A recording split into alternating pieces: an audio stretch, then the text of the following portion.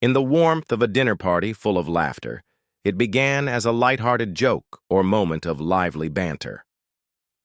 And friendship. That night, my confidence, bolstered by a few too many glasses of wine, led me to say something that would reverberate, in the silence between us, forever. I married David because all the real men weren't available. I thought nothing of it, thinking my words were harmless, just a silly jest, but I failed to understand the weight they would carry and the impact they would have on my husband David. There was laughter in the room, a chorus of chuckles and playful nudges as everyone assumed I was merely being my usual witty self. I had a reputation for a sharp tongue and a knack for edgy humor, but this time when I turned to gauge David's reaction, the warmth in my chest turned to ice. He wasn't laughing. His face was a mask of stillness, his eyes clouded with a storm of emotions. I couldn't decipher the napkin in his hands, crumpled under the pressure of his grip, a sole testament to his struggle to maintain composure in. An instant he stood up, leaving the table with a quiet grace that was far more devastating than any dramatic exit could have been. There were no harsh words, no emotional outbursts, just a heavy silence that enveloped the room in my heart. I had crossed an invisible line when I didn't even know existed, and I could feel the distance between us stretching. With every second he remained absent from my side. At first I convinced myself he would return, that he needed time to cool off. David was always the level-headed one, never one to act impulsively, so I buried myself in the party, forcing laughter and masking my growing anxiety with feigned nonchalance. But deep down, a sense of dread was unraveling, gnawing at my insides like a relentless tide, when I finally returned home expecting to find him waiting for me. I entered the bedroom to see a side of the bed untouched, a startling reminder of his absence, and was greeted by an oppressive quiet that felt heavy with unsaid words. I felt a wave of panic when I saw that his closet was half empty, his toothbrush was gone, and his wedding ring was on the kitchen counter. What had once represented our relationship now seemed like a burden on my chest. As I reached for my phone, my heart was pounding. With my fingers shaking, I composed a message to David asking if we could talk. The quiet that followed was deafening. I called, but the phone kept ringing and eventually went to voicemail. I left another message, and when I called again, the same ruthless silence answered. With each hour that went by, my heart grew heavier with the knowledge that he was really dead. I kept thinking about that night and wished I could take back the words that had slipped out of my mouth so carelessly.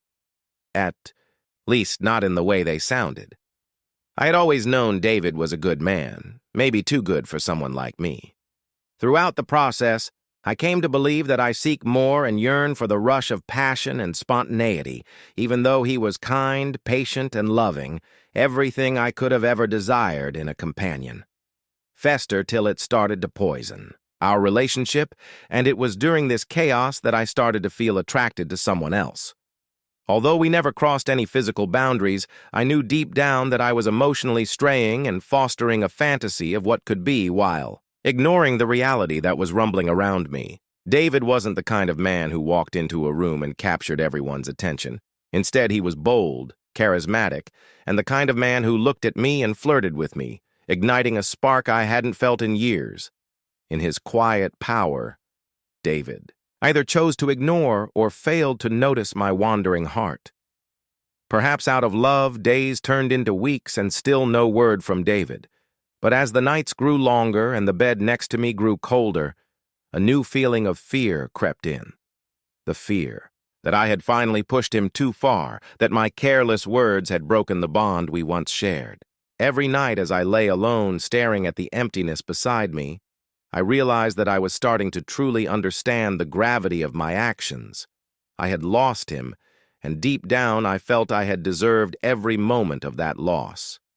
Then, one faithful afternoon, as I entered my favorite cafe to find comfort in a cup of coffee, my world changed again. There he was.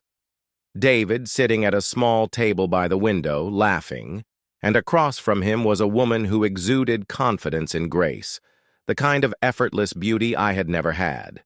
She didn't need to be loud or overtly charming. She was just radiant, and in that moment, she was everything I could have ever wanted. As I watched him smile at her, I recognized the smile all too well, the one he used to save for me, the one that had once made my heart skip a beat. I realized that she appreciated him in a way that I had not for so long, and a wave of regret and bitterness washed over me as I stood frozen in place. There is a gradual simmer between the want to recover what was once mine and the stark truth that David had moved on. Instead of striking you all at once, it creeps into your life like an enduring shadow. They say you don't know what you have until it's gone, but sometimes you just don't believe you'll actually lose it. And when that time comes, it's already too late, leaving you with nothing but the echo of your own mistakes and a heart that aches for what could have been. I spent years clinging to the idea of something more, never realizing that the most precious thing I had was right in front of me all along. David didn't yell or scream. He didn't retaliate with anger. He just walked away, and that silence was the most agonizing punishment of all.